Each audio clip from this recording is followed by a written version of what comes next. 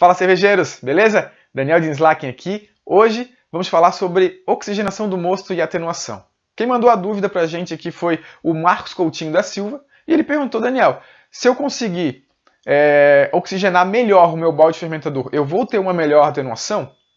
Marcos, sim, as chances são que sim, tá? É muito provável que você consiga uma melhor atenuação com uma maior oxigenação. Tem uma relação aí direta, tá? Salvo o caso de você não ter feito uma abraçagem correta, ou seja, você ter ali na mosturação não convertido de uma forma adequada o seu amido, ou seja, você tem muitos açúcares não fermentáveis, tá? Não adianta você ter uma boa oxigenação, que você dificilmente vai conseguir ter uma boa atenuação, certo? Mas partindo do princípio que a nossa abraçagem está toda correta, certo? A gente vai seguir da parte de oxigenação do mosto para a fermentação.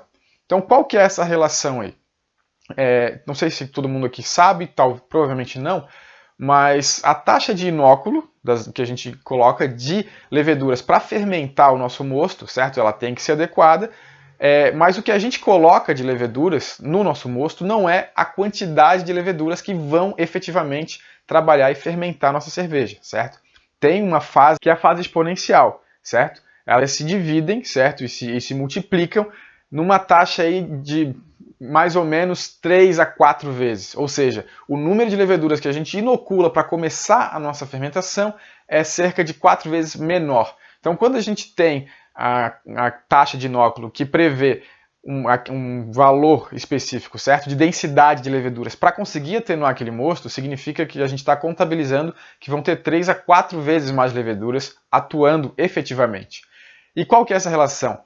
Para ter essa multiplicação, precisa de oxigênio, certo?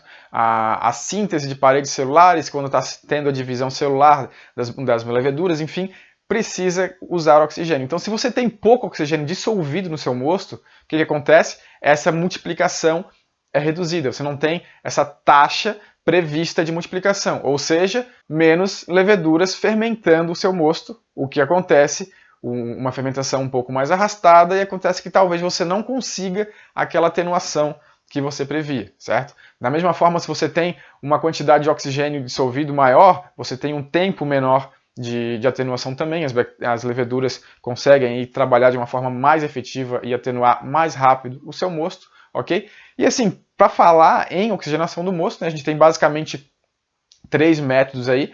Um é o mais característico, que é simplesmente a gente deixar cair a uma certa altura o nosso mosto saindo da panela ali de fervura depois de resfriado para o nosso balde fermentador e depois sacudir bastante ali o nosso balde, com ele fechado, claro, né? Via de regra, o que os estudos falam é que a gente não consegue atingir o nível de oxigênio suficiente com isso, certo?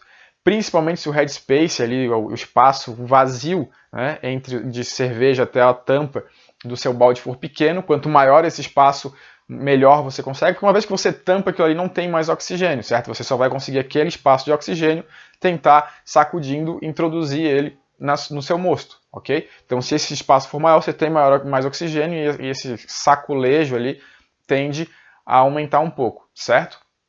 Os números aí que a gente tem é de pelo menos 8 ppm, certo? 8 partes por milhão de oxigênio dissolvido, certo? Necessários para uma boa fermentação.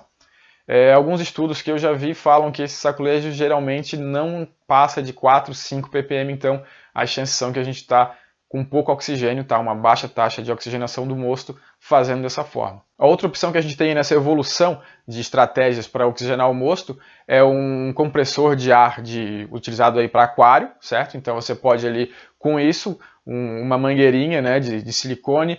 É interessante ter um filtro, certo? Um filtro de ar nessa linha. Se você procurar, você vai encontrar aí filtro de ar nessa linha para ligar na sua mangueira e uma pedra difusora na ponta. Aí você consegue, cerca de 10, 15 minutos funcionando, depende um pouco da vazão desse compressor, conseguir atingir aí os 8 ppm de oxigênio dissolvido. E o nível hard work aí de trabalho, certo? Seria utilizado aí o oxigênio puro, certo? Também com mangueira e pedra difusora, é um pouco mais caro, mas daí sem dúvida muito mais eficiente, com uma vazão aí de 1 litro por minuto. Em 1 minuto você consegue oxigenar o seu mosto da forma que você precisa. ok? Então, mas a relação é essa, tá, Marcos? Precisa sim de mais oxigênio para garantir uma boa atenuação. Então, sempre aí é das regras básicas aí de ouro para uma boa fermentação é ter sim uma taxa de oxigênio dissolvida adequada, ok? Pessoal, espero que tenham gostado. Se gostou, deixa um curtir aí. Se ainda não se inscreveu, se inscreva aqui no nosso canal, certo? E a gente se vê amanhã no próximo vídeo. Tchau, tchau!